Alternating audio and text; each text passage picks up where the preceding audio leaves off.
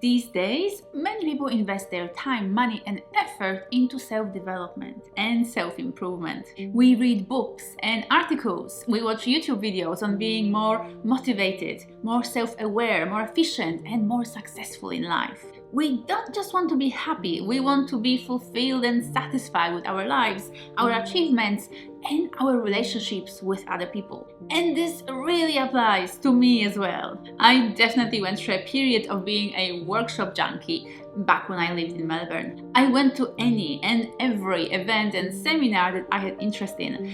And I still do it, but not as much. I still read a lot and follow many people that I admire and respect. But there is something that just really strikes me when it comes to this journey of self-improvement. And that's the divide between the theory that we consume so eagerly and the practice that we clash against in the real world. And this divide is nowhere more visible to me than when it comes to being open-minded. We all like to call ourselves open-minded, whether we're speaking to our friends or filling out a dating profile. But I don't think that most people actually get what this means practically, because almost everywhere I look, I witness judgment and rejection of people that are different, of values that are different, of a way of living your life, of relating to others, even of loving one's partner, if that happens to be different than your own way of doing these things. I find so many comments under my videos where somebody claims,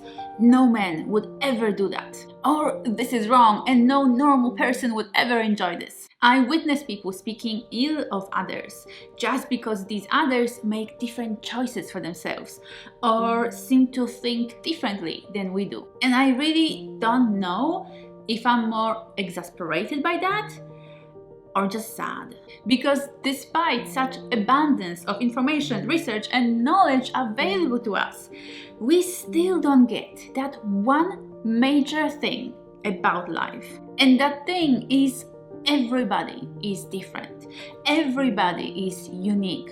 Everybody thinks, feels, speaks, and behaves in their own particular way. Whenever you witness someone do something that you don't understand and you choose to judge them and call them a weirdo, you're just exposing your own small-mindedness. Whenever you make a judgment about others based on your own thoughts, feelings, and beliefs, you expose your own ignorance. Because the truth is, no, you don't know, and no, you don't understand. Because for every comment I get on how no man would ever do that, I hear from hundreds of men who desire, need, and crave that particular thing. And every time I hear someone express some kind of general opinion on how all people do this, or want that, or feel this, I just think, you have no idea. Look, I'm not perfect, I'm human, and even I can sometimes become a bit judgmental or blind. But if being a therapist taught me anything, it's that there's always more to the story. So when I see someone do something that seems bizarre or different to what I'm used to, I cast away my judgment and I ask, what's going on? What's really happening for this person? Because I recognize that no, I don't know, and no, I don't understand. But instead of calling them weird or rejecting them from my reality, I acknowledge my own ignorance and I approach them with curiosity, because I really find that people in general are very happy to share if you're only ready to listen. And then very soon it turns out that behind each weird decision, act, or response is a logical explanation or a very valid emotion. Is that man really painting his nails blue and wearing a woman's dress? Is that woman really leaving her high-paying job in order to run her own business, being a gardener? Is that couple really deciding to elope and get married on an exotic island somewhere instead of throwing a big and expensive party that their parents are expecting? But how can you do that?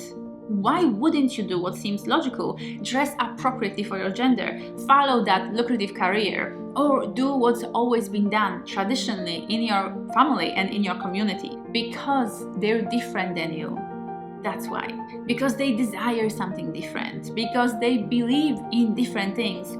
and because their values in life are different than yours. And yes, that is reason enough. We're so quick to assume that everybody sees the world the same way that we do. We want others to do things the same way that we would do them. And we become so blind to the fact that every person has their own unique reality. So next time you witness something you don't understand and judge someone as weird, I hope that you'll stop and think, and that you'll ask them, would you mind telling me more about your decision, your choice, about this thing you're doing? Because being open-minded is about really seeing other people, even those different than you, and about allowing them to be as they are, not with grumpiness, fear, or judgment, but with grace and compassion. It is not wrong to be different, and no, you don't know better than them. You simply know your own perspective and your own reality, while you have no idea about theirs. And having no idea is actually a very positive place to start from, because it allows you to be curious, to ask questions, and to actually begin being open-minded.